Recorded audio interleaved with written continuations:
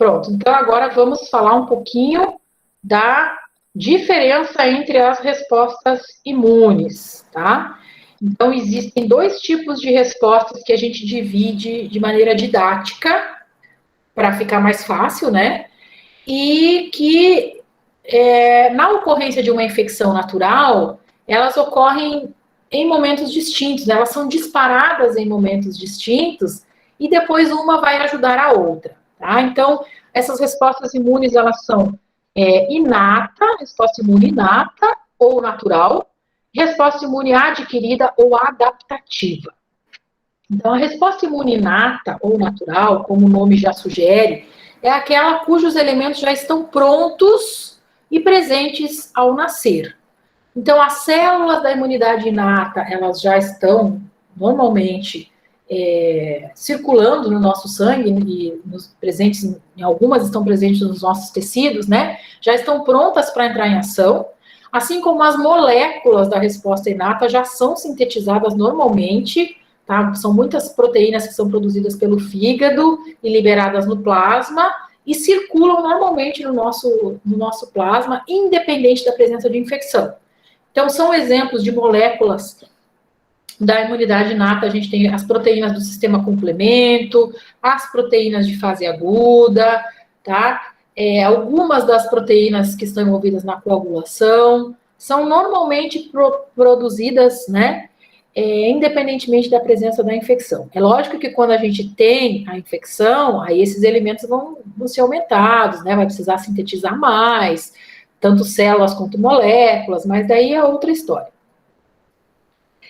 E a resposta adquirida ou adaptativa, como o nome sugere, né, é uma resposta que depende da ativação dos linfócitos. Os linfócitos são um tipo de leucócito, que são células do sistema imune, que só vão sofrer ativação e vão dar origem, né, a um clone de células idênticas a si mesmo, e depois vão dar origem aos produtos da resposta adquirida, como, por exemplo, os anticorpos, né, se o indivíduo entrar em contato com um antígeno em particular, com cada antígeno em particular, tá? Então, a gente tem linfócitos no nosso organismo, e cada um deles vai ter um receptor de reconhecimento de antígeno que tem uma conformação distinta. Então, eu tenho um linfócito, por exemplo, que é específico para uma proteína lá do vírus dengue, o outro é específico para uma proteína do vírus do sarampo, o outro é específico para uma proteína lá da salmonela, o outro é específico para uma proteína do ascaris, o outro é específico para uma proteína do, sei lá, do plasmodium falciparum, e assim sucessivamente. Então, a gente tem algumas poucas células, linfócitos, que são específicos para um determinado antígeno. E daí, se aquele indivíduo for infectado por aquele antígeno, essa meia dúzia de células que tem receptor específico para aquele antígeno vai ser ativada. E ao ser ativado, vai dar origem depois a um processo de proliferação, de mitoses, né? Então, vai gerar um exército de células idênticas ao longo de alguns dias, que é o início da infecção, e depois vai sofrer uma diferenciação celular, né, transformando em células efetoras, que aí realmente consegue eliminar a infecção. Isso só vai ocorrer se houver contato com o antígeno, tá? Por isso que a gente fala que a resposta adquirida é adquirida a partir do contato com o antígeno. Já a inata não, ela já está pronta, né? E aí, essas duas respostas, elas têm diferenças que são cardinais, que são essas propriedades que estão aqui dentro desse quadro azul. Em termos, por exemplo, de especificidade de reconhecimento de antígenos. As células da imunidade inata reconhecem antígenos de forma inespecífica. E a gente vai ver isso na aula que vem. Como que isso acontece? Tá? Já as células da imunidade adquirida, que são os linfócitos, reconhecem especificamente cada antígeno em particular. Por isso que eu falei que dentro do nosso mar de linfócitos que a gente tem na nossa circulação, no nosso corpo, né, poucas são as células que têm um receptor específico para um antígeno específico, porque o nosso sistema imune tem que ser capaz de reconhecer os milhões de antígenos distintos que existem na natureza e que podem nos infectar, ou não, né? Então, a gente tem essas células pré-formadas, mas elas só são ativadas se houver a invasão daquele antígeno em particular. Então, a gente fala que as células da resposta adquirida reconhecem antígenos de forma específica. Também vamos ver como isso acontece na aula de resposta adquirida, tá? Em termos de especialização de resposta, isso é um paradigma que vem sendo quebrado em anos recentes, né, dentro do escopo da imunologia avançada, né, daqueles estudos bem avançados de imunologia mesmo. Mas, no que é clássico dentro de imunologia, a gente estuda assim.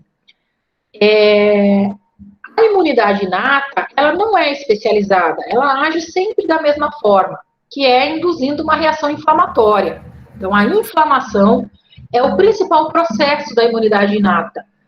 E essa inflamação vai ocorrer, né, independentemente do tipo do patógeno envolvido, se é um vírus, se é uma bactéria, se é um parasita, a inflamação é sempre semelhante. Então, ela é uma resposta que não é especializada, é uma resposta que a gente diz que é estereotípica, ela age de forma padrão, né?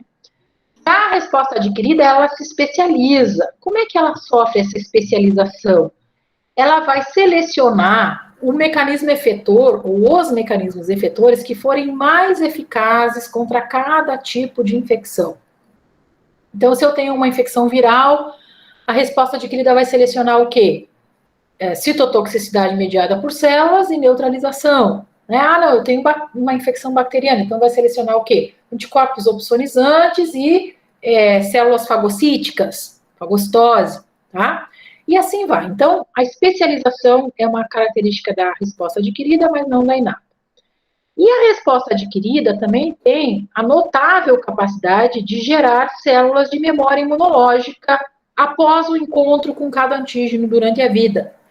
Então, se o indivíduo já foi infectado pelo vírus X, ele vai gerar uma resposta aguda uma resposta imune aguda, né, contra aquele vírus, e depois de passada a infecção, curada a infecção, vai deixar a memória de que aquele vírus já infectou aquele indivíduo, porque as células de memória imunológica específicas para aquele vírus X permanecem vivas, né, por anos, décadas, às vezes pela vida toda, a depender do indivíduo.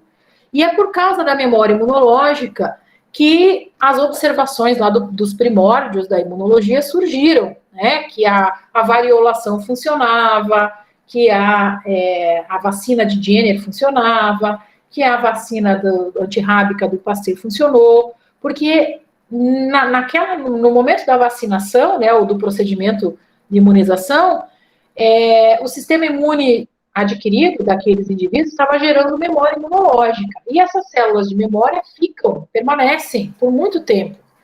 Então, depois, quando o indivíduo reencontra o mesmo antígeno, essas células são reativadas e rapidamente elas se tornam efetoras. Então, elas conseguem controlar essa infecção, muitas vezes antes que essa infecção manifeste sintomas. Então, às vezes, uma reinfecção pode ocorrer de forma assintomática, né? E isso é uma capacidade da memória adquirida, que não tem na resposta inata. E por causa da memória, por causa da produção de células de memória, é que se tem o aumento da eficiência das respostas a cada novo encontro com os antígenos. Né? Se eu já tenho memória imunológica montada contra o antígeno X, então toda vez que eu reencontrar esse antígeno X, essa eficiência da resposta imune contra ele vai ser melhor e melhor e melhor. E é por causa desse aumento da eficiência da resposta, que a resposta adquirida tem, que a gente toma as doses de reforço das vacinas, né? A primeira dose é a dose inicial imunizante, a segunda dose é um reforço, uma terceira dose é um reforço ainda maior, né? Um reforço depois de 10 anos entendeu? É manter a memória imunológica viva e aumentar a eficiência das imunizações. Isso são propriedades da resposta adquirida que a resposta inata não tem. Tá? Lembrando que a resposta adquirida é uma propriedade, né, uma capacidade dos organismos vertebrados, né, dos seres vivos que são mais evoluídos, digamos assim, mais complexos, né, e que os organismos invertebrados só têm a resposta inata para se defender das infecções. E as duas respostas, de formas diferentes, conseguem fazer aquela discriminação entre o próprio e o não próprio, que no jargão imunológico a gente diz self, non-self, tá? O que é a discriminação do próprio e não próprio? É uma capacidade refinada que essas células têm de distinguir aquilo que é estranho e deve induzir resposta, daquilo que é próprio e deve induzir tolerância imunológica. Ficou claro? Sim, professor. Sim, professora. Ótimo. Então, gente, essas duas respostas, como eu disse, a gente estuda de forma separada, porque para termos de didática, né? Para ficar mais prático, mais fácil de entender e tal. Porém, elas são disparadas, né? Então, primeiro se dispara uma resposta inata, mas horas depois, né? No mesmo dia, vai se disparar o início da resposta adquirida. E enquanto a resposta adquirida está se preparando para se tornar efetora, a imunidade inata vai controlando a infecção.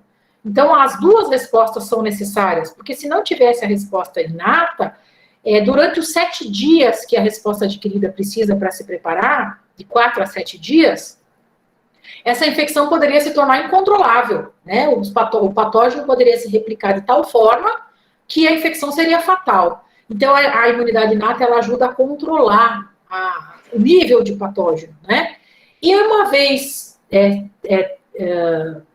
surgida a resposta adquirida efetora, ela vai melhorar a qualidade da resposta inata. Então, eu coloco essa imagem, né, que é uma obra de um artista gráfico holandês, que é o Maurits Escher, que eu gosto muito, né, e para vocês terem a ideia do seguinte, se vocês têm, né, a resposta inata como sendo a imagem preta e a resposta adquirida como sendo a imagem branca, né, se a gente retirar o preto dessa imagem, o que acontece com a imagem branca? Ela desaparece. Tá? Então, a resposta adquirida, ela depende da resposta inata para que ela seja ativada. Ela não consegue ser ativada sem que haja os sinais da inflamação, sem que haja os sinais da imunidade inata, tá? E então, esse quadro é para passar essa mensagem e deixar essa lembrança, né, de que as respostas inata e adquirida, elas são complementares e elas são, uma mão lava a outra, né? A inata ajuda a disparar a adquirida e a adquirida, por sua vez, melhora a eficiência da resposta inata, tá certo?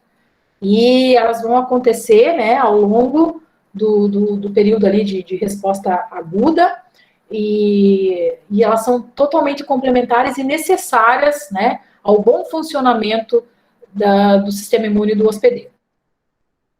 Isso aqui eu vou deixar para falar na aula que vem. As células do sistema imune, aqui a gente vê os linfócitos, que são as células da resposta adquirida, e essas outras células aqui são as células da imunidade inata. Isso é assunto da atividade assíncrona, aula prática de células do sistema imune. Não deixem de fazer, tá? É elemento importante para vocês entenderem a disciplina e tal. Ajudar a gravar a morfologia de cada tipo celular, né? Tentar associar a sua morfologia com a sua função e já ir gravando os nomes dessas células que são tão importantes aqui no nosso estudo do sistema imune. Isso aqui também é a aula que vem. Para fechar essa aula, eu quero falar um pouco do sistema complemento, que é um elemento da imunidade inata. Ele é uma família de proteínas que são sintetizadas pelo fígado e liberadas no plasma. E aí, ele, quando tem infecção, ele é ativado rapidamente pela presença do patógeno, né? Tem várias formas de ativar complemento, mas a que se ativa primeiro é diretamente pela presença do patógeno. E aí ele vai gerando um efeito cascata, né? Você ativa a primeira proteína da via do sistema complemento, que ativa a segunda, que ativa a terceira, que ativa a quarta, então é um efeito dominó. E ao longo desse efeito dominó, das vias de ativação do sistema complemento, a gente tem a ocorrência de a produção de moléculas efetoras, né? Então, o sistema complemento ativado na superfície de uma membrana lipídica pode levar à lise desse patógeno. Se isso aqui for uma bactéria gram-negativa, por exemplo, como uma Escherichia coli, uma salmonela, só a ativação do complemento já pode ser suficiente para lisar essa bactéria, arrebentar essa bactéria. Tá? Isso vai ser assunto, a gente vai ver a partir da semana que vem.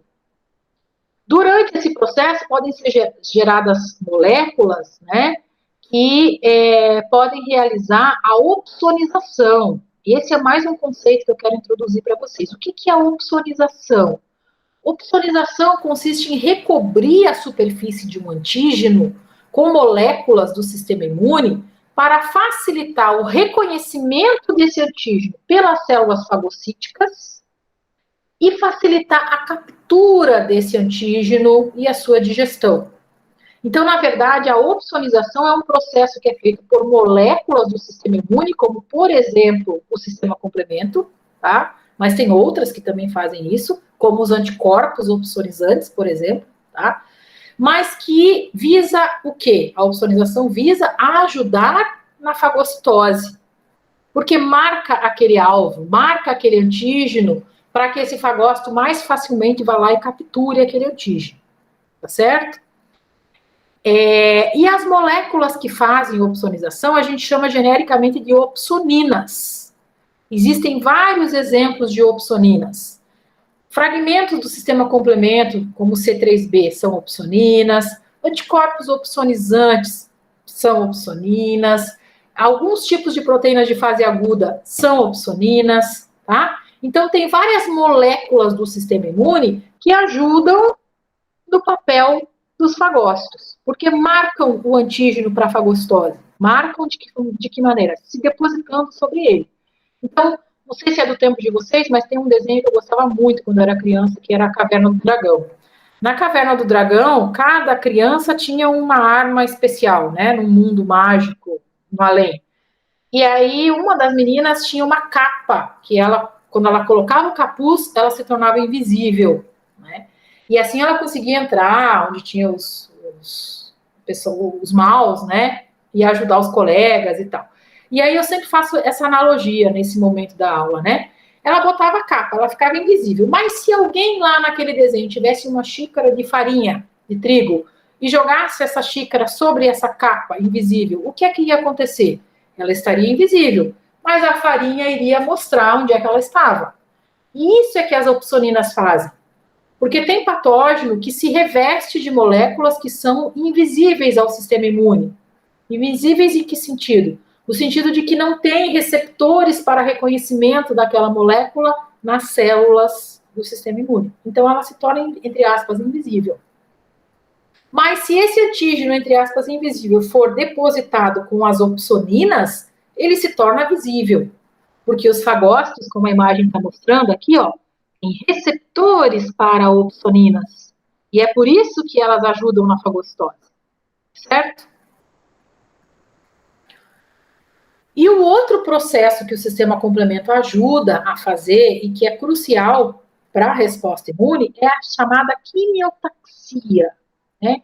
Quimiotaxis. Taxis, atração. Atração química. Atração de quem? Para onde? Atração dos leucócitos que estão circulando no sangue para um sítio infeccioso ou inflamatório. Porque é o local que está precisando da atividade deles, tá certo? Então, gente, aqui a gente vê essas bolinhas azul claro, representam as quimiocinas, que são as moléculas que atraem quimicamente os leucócitos. Atraem por quê? Porque eles têm receptores para quimiocinas nas suas membranas, que são essas molas aqui, ó. São receptores do tipo 7 voltas transmembrana, que vocês estudaram lá na biologia celular, né? Então, esses receptores que estão na membrana dos leucócitos percebem a presença das quimiocinas, que são proteínas pequenininhas que se difundem facilmente, né? E aí eles começam a fazer um movimento dirigido, gastando energia para isso, né? Esse movimento da onde? Do vaso sanguíneo que está nutrindo aquele tecido em direção ao foco inflamatório ou infeccioso, como a gente vê aqui nessa imagem. Você tem um foco de infecção, de inflamação. Então, quanto mais perto desse foco, maior a concentração das quimiocinas, e aí elas vão se difundindo e se diluindo, difundindo e diluindo, difundindo e diluindo. Então, aquele leucócito que está migrando naquele vaso sanguíneo que nutre essa região aqui, percebe a presença das quimiocinas, começa a se movimentar, né? Faz o extravasamento, sai do vaso, entra no tecido e vai se movimentando contra um gradiente de concentração de quimiocina. Por que contra um gradiente? Porque ele vai do local menos concentrado e vai ser atraído para o local mais concentrado de quimiocinas. Então, a gente diz que a quimiotaxia é o quê? É o movimento dirigido dos leucócitos para um foco inflamatório ou infeccioso contra um gradiente de quimiocinas, que são as moléculas que induzem a quimiotaxia. Ficou claro? Sim. Sim, professora. Sim. E o último conceito, né, são as citocinas. Quem são as citocinas? Tem centenas de citocinas já descritas. Citocinas é um nome genérico, tá? Para definir o quê? Mensageiros químicos do sistema imune. Ou seja, as células se comunicam durante a resposta imune. E elas se comunicam como? Por meio da secreção de diferentes citocinas. Então, uma citocina liberada por uma célula leva uma mensagem para outra célula, ou para mais de um tipo de célula. E essa mensagem resulta em alguma mudança fisiológica, que vai ajudar na resposta imune. Ficou claro? Sim, professora. Pronto. E aí, o último slide, agora é o último mesmo, são as fases das respostas imunes, que são 3. Primeiro, tem que haver o reconhecimento de que tem algo estranho no organismo. Aí, isso é feito de uma forma, na imunidade inata, de outra forma, na imunidade adquirida. A partir desse reconhecimento, as células sofrem o quê? Uma ativação. E essa ativação, muitas vezes, se traduz em mudança do fenótipo da célula. O que é mudança fenotípica? São células que passam a sintetizar outras proteínas que antes não estavam ali. Então, leva à atividade dos genes, né? O DNA vai ser transcrito em RNA mensageiro, que vai ser sintetizado em proteína. Essa proteína pode ser secretada, pode ser acumulada no citoplasma, ou pode ser ancorada na membrana na forma de receptor. Então, o fenótipo de uma célula ativada vai ser diferente do fenótipo de uma célula em repouso, tá? E aí, essa célula, depois de ativada, ela vai ser preparada ou diferenciada em uma célula efetora, que é aquela que realmente vai lá e elimina o antígeno. Cada um ao seu modo. Ficou claro, gente? Ficou, professora. Isso aqui não se preocupem, tá? Eu até dei uma corrida, porque a gente já estourou o tempo, mas esse assunto a gente vai rever de diversas formas, em diferentes níveis de aprofundamento, tá? Então, hoje é uma introdução ao funcionamento do sistema imune. Então, vocês já vão vendo, né, que tem etapas. Reconhecimento, ativação, efetor. Depois a gente vai desdobrar essas etapas nas próximas aulas. Ok? Ok. Ok, professora. Certo. Ok. Certo, Então, vou parar a gravação. E dúvidas, vocês podem mandar pelo grupo, né? Ou depois, quando tiver os monitores, ou na próxima aula. Estamos aqui para ajudá-los. Professora, já adicionei lá, viu? Obrigada. Professora, esse pedaço da aula